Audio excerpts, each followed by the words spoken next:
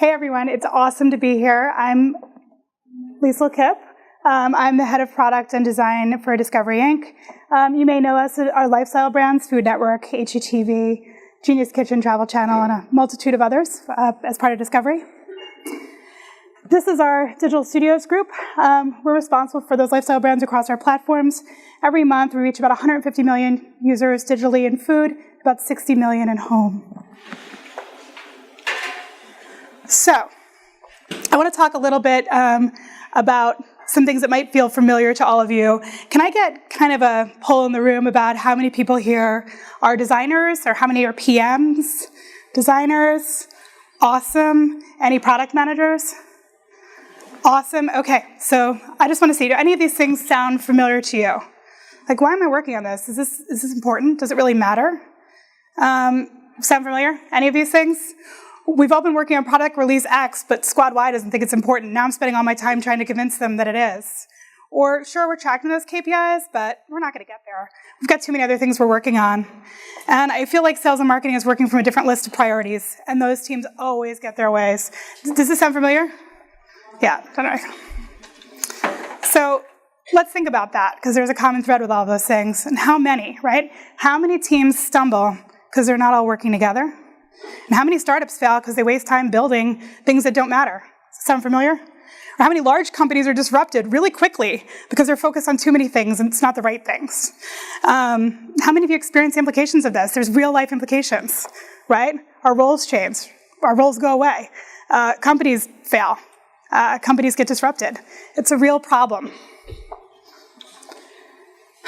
Patton has a quote, it's probably overquoted, but I like it. And it says, never tell people how to do things, tell them what to do or where we're going, and they will surprise you with their ingenuity. This is the dream of all product and product design teams, right? But in reality, it's really hard to do. All of us struggle with backlogs, business commitments, priorities coming in from multiple groups. But if we really want to focus on doing the right things, we need to unlock the ingenuity across every person working on something and unlock that creativity to make sure we're all aligned to the same outcomes. And we're finding success at Discovery by using OKRs. So OKRs is talked about a lot. So I hope that I'm providing some tactical tips in the next 15 minutes or so to help each of you. But I'm curious, how many of you have familiarity with OKRs or are using them actively today? That's great. Good. So you guys have to ask more questions. All right. So to me, successful product teams, they move fast and they ship good stuff, right? We might also say they do that by using good methods of design thinking and product discovery. They're excellent at product delivery. And they are aligned on goals and outcomes. So they're shipping the right stuff that gets them to the goals. So let's talk about what that means. They have a clearly defined product vision and strategy, right? You know where you're going, and the strategy is how you're going to get there. What are the things that you're doing that help you drive to that vision? Product discovery. You know, we have a continuous discovery process at Discovery. It's really hard, by the way, since we were required by Discovery to talk about product discovery at Discovery, just so you know. It's like, no, not Discovery, product discovery at Discovery. So if anybody has a better name for that or recommendation, we'll take it.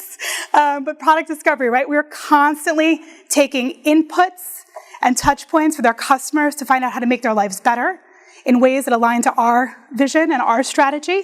And we never stop. We're always doing that.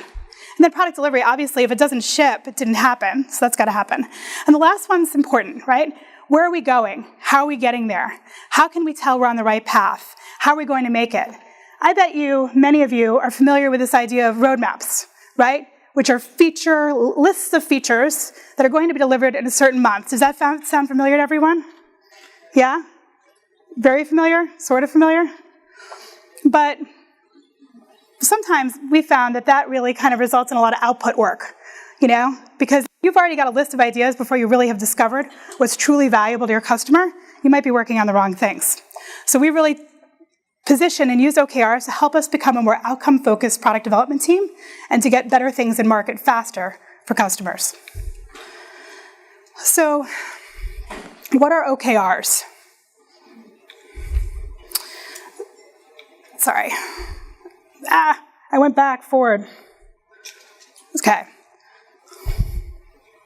There we go. What are OKRs? I think many of you are familiar with it. It's a framework for defining and tracking objectives and their outcomes, right? If everybody's doing this, we're going to get to the right work faster. What does that mean? Better products, how we measure success, right? Higher audience, more retained users over time, more revenue, higher NPS scores, whatever your measure of success is, that's what you're going for. So in this example, one of the benefits of OKRs is making sure that everybody on the team, every single person at every level, knows that they're working on things that matter. It also helps us see when they're working on things that don't matter. So this is an example of like what I call cascading alignment, right? You've got the vision and mission, you've got an objective, you've got a key result, and you've got your backlog. So an example of this might be something like, okay, vision and mission, let's be the customer's best friend in food. An objective is to create a beloved food app. The key KR for that might be have the highest rated app in the App Store, in the category. And then your backlog is your list of ideas that you learn through product discovery of what you're going to do to deliver on that vision. And you imagine how powerful that is when everybody across the team is working together to think in the same framework and also to call out when things don't align. So we can make real clear decisions about, is that something we should still be doing? You know, is this the work that matters? So the must-have of OKRs for us has been set them annually and quarterly. That helps us kind of like set the review for the year. What are our annual goals? That's not an uncommon theme. Most people have goals annually based on their revenue, their audience that they're trying to get to. No more than a handful of OKRs, and I assure you, we learned this the very hard way, because as soon as you have a handful of OKRs, and then you have, or objectives, then you have a handful of KRs underneath it, and you spread that across teams, and you give 10 or 11 product squads a go at that, you're going to be tracking more than you're going to be doing any work. We lost a little bit of time trying to figure that out. KRs have to be measurable. They must have a number. You need to be able to look at each other around the table at the end of the quarter and say, yeah, we did it. We delivered it. And then swing for the fences. OKR should be challenging. Take this with some, I would say, maybe battle injuries. We tried to make them super aggressive and say, you know, as a measure, maybe these things should only be 60, 65% achievable. Probably since then we've moved that up, you know, like that they're more likely to be achieved, but still pretty aggressive. So I'm going to take you through how we started and then what we learned. So we did a lot of reading. So I have some resources at the end of the presentation that'll be shared with you as well, like Radical Focus by Christine Wacke is a great book. We did a lot of talking to teams who implemented OKRs. We called everyone we knew. We called people we didn't know. We said, hey, I heard you've been working on OKRs. Hey, what has been going on for OKRs?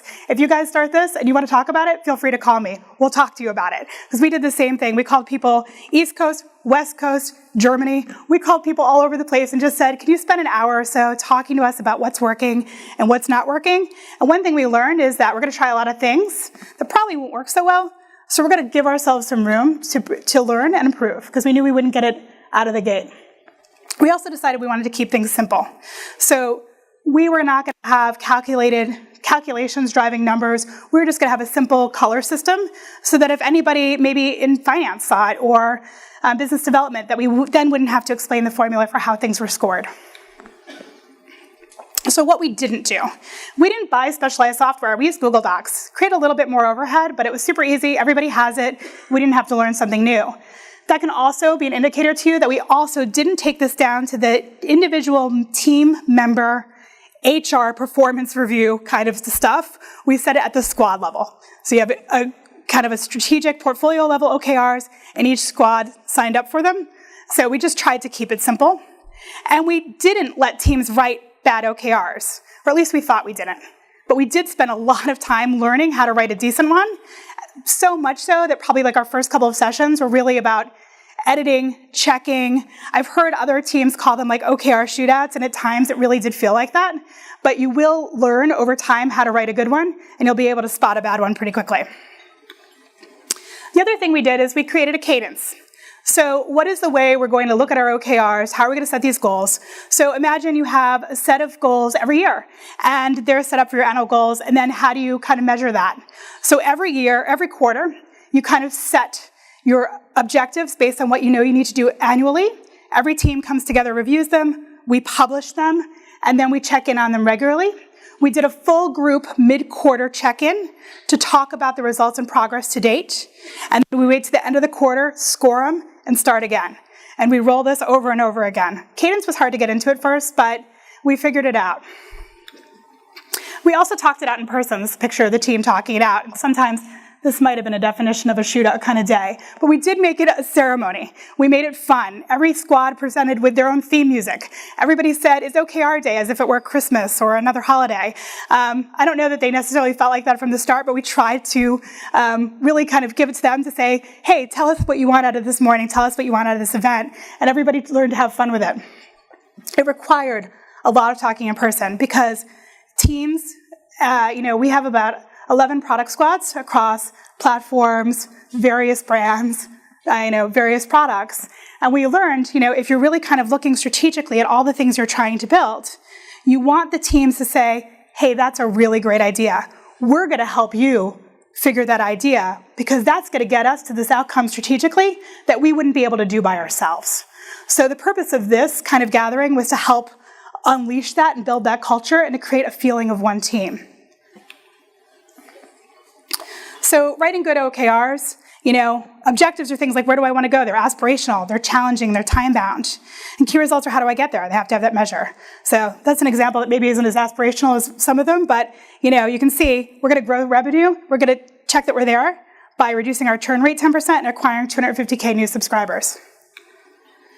We developed new reporting. I think everybody has to have a great relationship with their research team if they have one.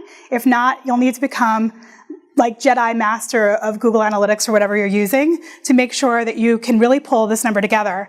Because when you're thinking about OKRs and you're reporting, I don't know, for many of you, for us, we had so many dashboards that were coming in every day. Weekly dashboards, daily dashboards, monthly dashboards.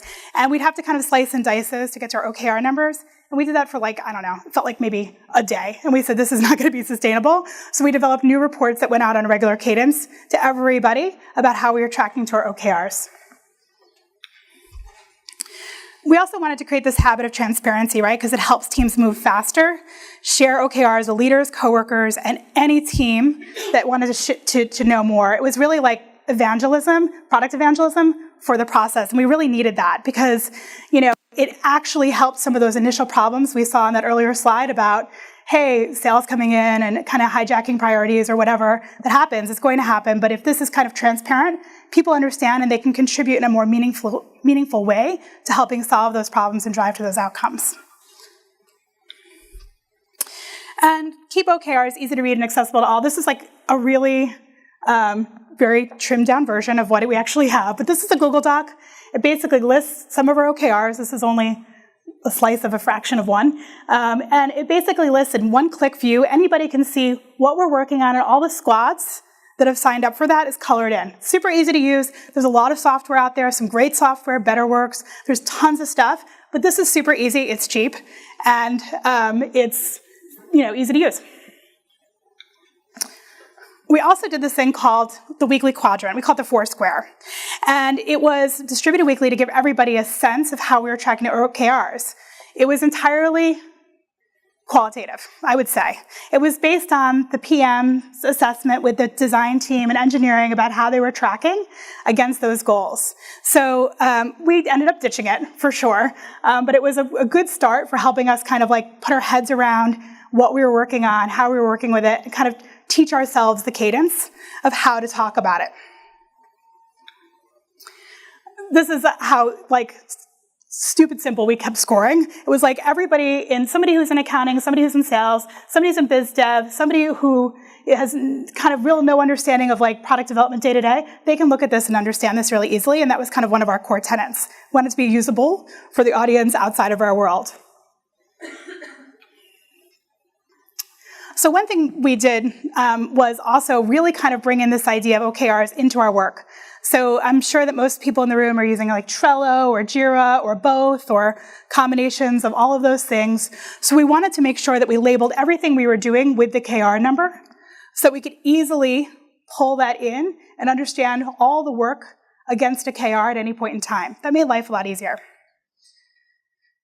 We pull it into, this is pretty ugly screenshot here, but we pull this into a Google Doc that pulls in from Trello so that when we can say, all right, if it requires discussion, it's been flagged by the team and we can talk about it. And then each of our KRs, it can tell us, I've kind of obscured some details here, but it tells us what things are in discovery and the backlog are in progress, what things in delivery, what things in delivery in progress, what's been delivered and also assessed. So we can have a really good sense of anything down to a pretty good level of detail about what's going on in terms of what the team's bets are to the outcomes we're trying to achieve. This is a really handy and easy tool. A woman on my team, Sarah Adler, just pulled it together last couple weeks ago, and it's been like the single easiest way for us to pull all this information together, because usually we were scouring JIRA or pulling all these different places. It's super simple. So the other thing is just getting together to talk about results on a regular basis. So product design, engineering, we sit down every 2 weeks, we review things, we talk about what's going on in those sheets, we review the reports. We've learned that research has to up the frequency of reports every 2 weeks, and we're always kind of evolving there. So I'm going to go through some lessons we learned. So what's been really great about OKRs is it really helped us shift all functions of everybody at any team, at any squad, to really being outcome focused. But more so than that, really aligned to our mission and purpose, right? Because what's a product team without a mission and purpose, right? That's what we all love to do. That's what gets us up in the morning, right? And that has really helped kind of create that culturally across all groups. We've increased our transparency, and that's really helped us cross-organizationally so that we can actually talk to other teams and be like, hey, we're really focused on solving this problem, So when they know that, they can either contribute to it, or they can say, okay, great, I'll circle back, when you're done with that.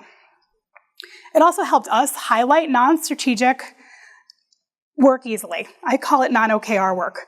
But sometimes that work is important, right? Platform updates, tech debt, things that we need to do, business commitments that need to be made.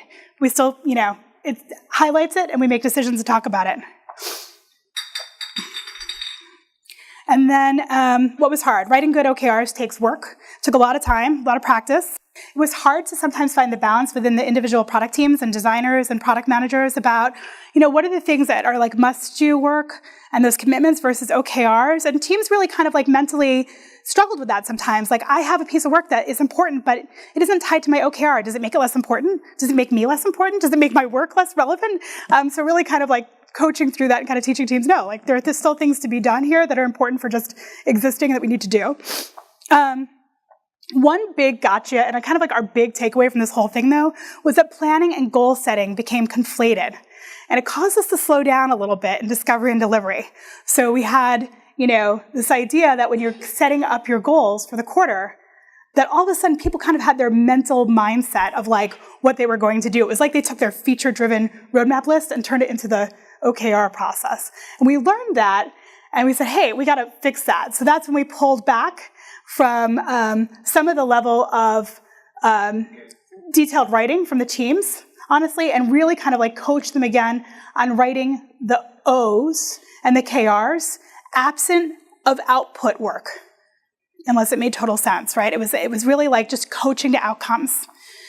And then, like I mentioned, that Foursquare was not a good enough indicator. You have an optimistic product squad. It's like, yeah, great, we're going to hit it. And it's like, you hit the end of the quarter, it's like, no, that was not even close. Or you have a pessimist, and it's like, they're actually like exceeding it, and you don't know, and that kind of like changes all your numbers. So we got rid of qualitative assessments that were published. We talk about those, we discuss it, but we don't publish it. And then again, the process really required evangelism. So we separated our goals from planning, we made it easier to measure progress in OKRs, and we updated the frequency of reports and how we talk to each other to every 2 weeks. And that is what we did. These are some helpful resources. I encourage everybody watching the Google Ventures video on OKRs from Rick Clow. It's really, really good. Anything from John Doerr, he's kind of the father of OKRs. Excellent. Radical Focus, that book is really helpful. The team loved it. And just talk to people. Reach out. We'll talk to you. My team will talk to you anytime you want to. We think it really has helped us build better products. We have a large footprint we reach every month. We have high NPS scores and customer satisfaction. We keep the customer at the center of all that we do. And we think this process really helps us succeed. So what questions can I answer from the crowd? First of all, thank you, Liesel. Round of applause, please.